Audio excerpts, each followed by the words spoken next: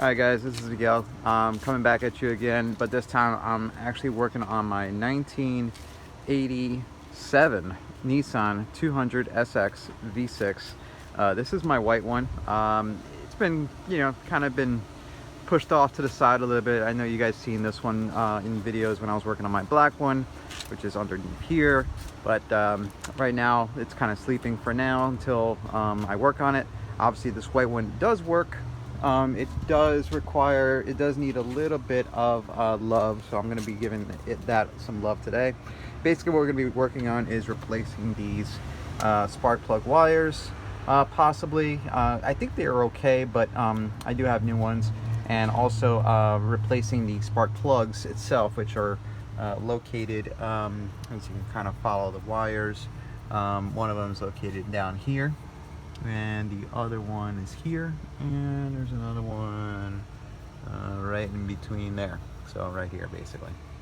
So what we're going to be doing is replacing these first, and kind of going through and seeing how easy this process is. Hopefully you guys with this type of car can see how this process is. So that's the left side of the engine bay.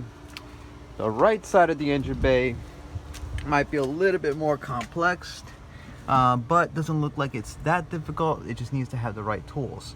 So there's one there. There's obviously one behind this throttle body. So I may have to remove this to get to it. From what I can tell, it looks like there probably is no other way around it. In order for me to get to it, I'm gonna have to possibly replace, or I'm not replaced, but remove this throttle body in order for me to get to the spark plugs themselves. But anyways, you can kind of see that there's one there, and I'm not seeing if there's another one that's easily accessible, because it's all underneath.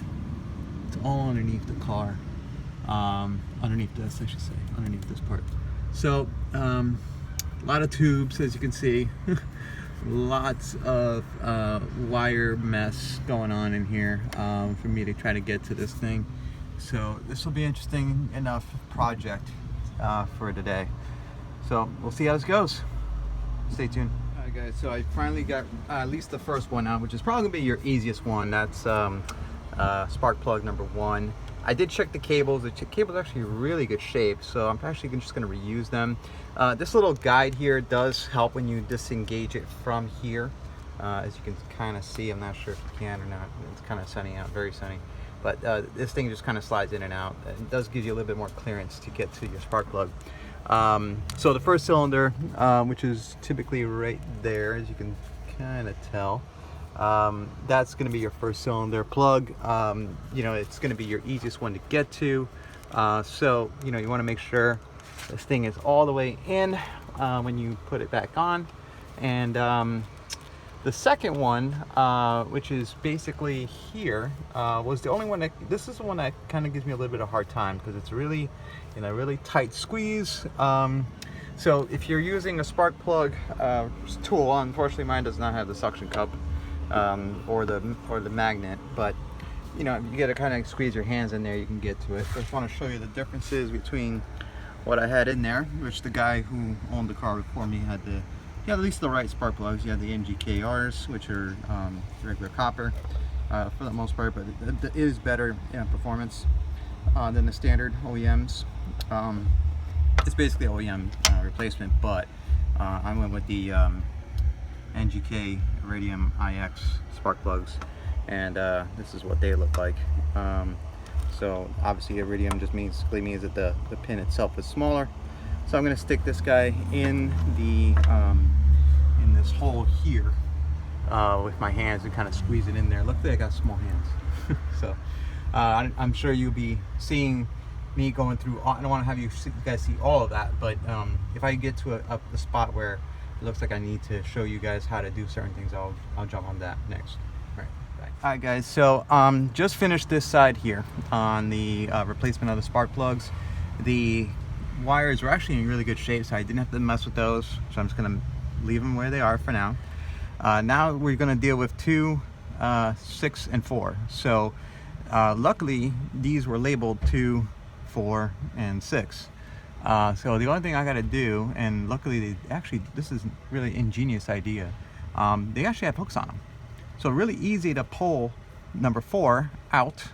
And back here, I'm not sure if you can tell, but back here, there's another hook right here where all this mess of wires are. That's number 6. And then obviously number 2 is right there, which hopefully shouldn't be too bad as long as I can pull this and get to that. Again, assuming that I can snake my spark plug and my tool.